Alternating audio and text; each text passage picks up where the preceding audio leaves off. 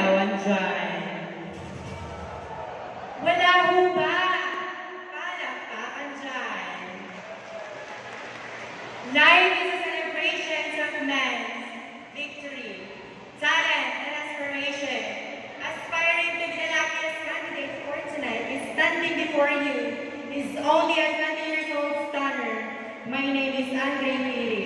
All the way from the cleanest, greenest, and safest municipality of Santo Domingo.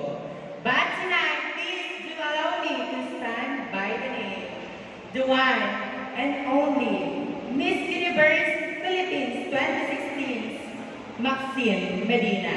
Maxine Medina for tonight, mag-iwan ng isang katagang mga taga-sinahin.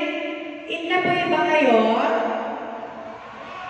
Taro pa yun, accept. Joke lamang po.